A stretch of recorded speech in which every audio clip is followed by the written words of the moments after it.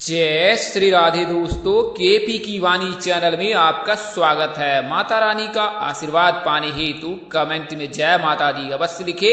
वहीं अगर आप महाकाल के भक्त हैं तो कमेंट में हर हर महादेव अवश्य लिखे। यकीन जानिए माता रानी संग महादेव की कृपा आप पर और आपके पूरे परिवार पर अवश्य बरसेंगी और आप सपरिवार स्वस्थ एवं सुखी रहेंगे। साथ ही आपकी सभी मनोकामनाएं यथाशीघ्र अवश्य ही पूर्ण हो जाएंगी। दोस्तों, आज की वीडियो में आपको शुक्र राशि परिवर्तन से जिन 5 राशियों के जो है सगाई के योग अगले 25 दिनों में बन रहे हैं उसकी जानकारी देने जा रहा हूं। और यह जानकारी आपको ग्रह राशि परिवर्तन के आधार पर पूर्णतः सत्य और सटीक दी जा रही है। तो इसमें आपको उन राशियों की जानकारी दूंगा, ग्रह राशि के बारे में बताऊंगा, साथ ही आपको कुछ प्राथमिक जानकारी भी दूंगा। उससे पहले मैं आपको बता दूं कि अगर आपकी शादी में अड़चने आ रही है, शादी तय होने के बाद टूट जा रही है, शादी में किसी न किसी वजह से व्यवधान आ रहा है और आपकी आयु 25 वर्ष से अधिक हो चुकी है, आप परेशान, आपके माता पिता परेशान हैं और आपने कई ज्योतिषों से सलाह ले ली है, इसके बावजूद भी आपको कोई फायदा नहीं मिला है, तो एक बार आप केपी की वाणी से अवश्य संपर्क करें और अपनी कुंडली का विश्लेषण अवश्य करा लें। इससे आपको विवाह संबंध की सभी जानकारी मिल जाएगी कि आपकी शादी में क्यों देर हो रही है और इसके कारण क्या है। साथ ही आपको दोष निवारण भी बताएंगे। आइए पहले मैं आपको बता दूं कि केपी की वाणी पर अगर आप कुंडली बनाते हैं या बनवाते हैं या दिखाते हैं तो आपको क्या क्या जानकारी मिल सकती है। तो इसमें आपको आपकी शादी कब होगी, किस वर्ष तक हो सकती है, उस वर्ष में किस महीने में हो सकती है और किस दिन यानी किस तिथि को हो सकती है, यह पूर्ण जानकारी आपको मिल जाएगी। हालांकि आपको तारीख के बारे में जानकारी नहीं दे पाएंगे क्योंकि यह विधि के विधान पर निर्भर होता है। कुंडली के हिसाब से आपको महीने और वर्ष की पूरी सटीक जानकारी अवश्य ही मिल जाएगी। इसके अलावा कब होगी, कहाँ होगी, कैसे होगी, किससे होगी, किस दिशा में होगी, कितनी दूरी पर होगी, किस नाम से होगी, किस राशि से करनी चाहिए, जीवन साथी का रंग रूप स्वरूप स्वभाव और उनका करियर कैसा होगा, आपका करियर कैसा होगा।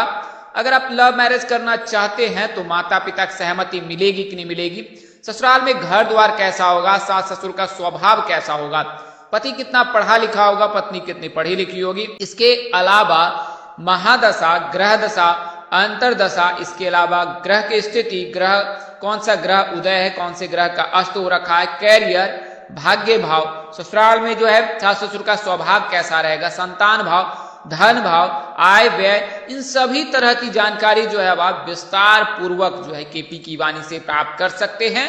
और किसी भी एक माध्यम का आप चयन कर सकते हैं, या तो आप फोन पर जानकारी प्राप्त कर सकते हैं या तो आप लिखित में जानकारी प्राप्त कर सकते हैं। इसके लिए मामूली शुल्क ली जाती है जिसे आप मेहनताना समझ सकते हैं। तो आप केपी की वाणी पर स्क्रीन पर दिए गए नंबर पर संपर्क कर सकते हैं। वहीं मैसेज जातक जिनकी शादी तय होने वाली, तय हो रही है, उन्हें मैं सलाह दूंगा कि आप अपनी कुंडली मिलान अवश्य करा लें।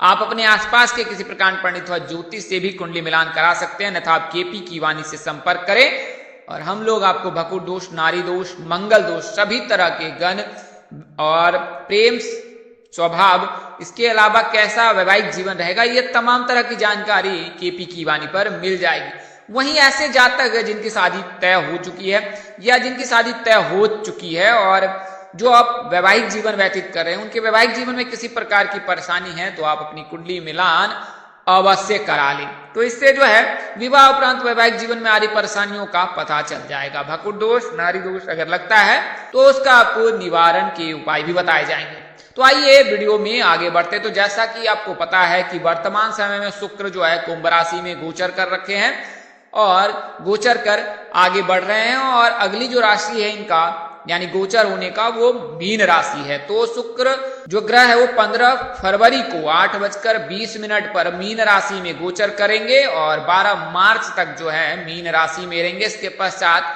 मेष राशि में प्रवेश कर जाएंगे।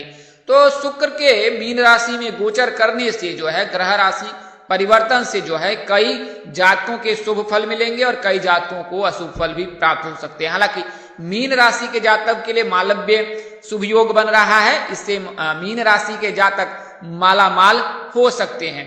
तो आइए उन 5 राशियों के बारे में आपको जानकारी देता हूं। उससे पहले मैं आपको कुछ प्राथमिक जानकारी अवश्य बता देता हूं। तो अगर आप इन उपायों को करते हैं तो आपको जो है विवाह में आ रही समस्या वो दूर हो जाएगी। तो कई प्रकार की समस्याएं होती हैं। कई जातकों की कुंडली में किसी प्रकार के कोई दोष नहीं रहते हैं, लेकिन वास्तु दोष रहने के चलते उनकी शादी में देर होती है। कई जातकों के कुंडली में दोष होते हैं तो उन दोषों का निवारण अवश्य कराना होता है, जैसे काल सर्प दोष आंशिक रहे या प्रबल रहे, मंगल दोष है, गुरु चांडाल योग है, अंगारक योग है, राहु केतु की उपस्थिति है, शनि की उपस्थिति है या मंगल की उपस्थिति है। इन परिस्थितियों में जो है जातक के विवाह में विलंब होता है। तो यदि कन्या की शादी में कोई रुकावट आ रही है तो आप पूजा के 5 नारियल लें और भगवान शिव के मंदिर में जाकर जो है शिवलिंग के सन्मुख जो है वो 5 नारियल रख दें और ओम श्री वरप्रदाय नमः इस मंत्र का जाप आप 5 माला करें और फिर नारियल को शिवलिंग पर उसार कर वहीं पर चढ़ा दें। अगर ये आप 5 गुरुवार को यह व्रत रखते हैं या इस तरह से आप भगवान महादेव की पूजा उपासना करते हैं तो आपको अवश्य ही फायदा मिलेगा। इसके अलावा हर सोमवार शुक्रवार के दिन जो है नहा धोकर शिवलिंग पर ओम सोमेश्वराय नमः मंत्र का जाप करते हुए दूध चढ़ाएं, कच्चा दूध चढ़ाएं और जल में काले तिल मिलाकर भी ओम सोमेश्वराय नमः मंत्र का जाप कर शिवलिंग पर जल का अर्घ दें और वहीं मंदिर प्रांगण में बैठकर जो है रुद्राक्ष की माला से 1 माला जाप आप ओम सोमेश्वराय नमः का करें तो इससे शीघ्र विवाह के योग बनने लगे। वहीं लड़कियां जो है शुक्ल पक्ष के गुरुवार से जो है माँ लक्ष्मी और भगवान श्री विष्णु जी के सम्मुख ओम लक्ष्मी नारायणम मंत्र का 3 माला जाप अवश्य करें और इसे शुक्ल पक्ष के गुरुवार से शुरू करें और 3 महीने तक हर गुरुवार को करें तो इससे भी जो है आपको अवश्य सफलता मिलेगी। वही बात करें कि अगर आपको शनि के चलते दिक्कत आ रही है तो शनिवार के दिन जो है शिव जी को जो है जल में काले तिल मिलाकर चढ़ाएं, इससे शनि की बाधा समाप्त होगी। इसके अलावा प्रवाहित जलधारा में नारियल प्रभाव करने से भी राहु का जो है और शनि का जो है प्रभाव क्षीण होता है। शनिवार को प्रवाहित जलधारा में नारियल बहाएं। तांबे का एक चौकोर अगर जमीन में दबा देते हैं तो इससे सूर्य की बाधा समाप्त हो जाती है। अगर सूर्य से परेशान है तो सूर्य को जो है उसकी बाधा को दूर करने के लिए चांदी का जो चौकोर होता है या तांबे का वो कहीं आप अपने घर से दूर किसी जमीन में दबा दें।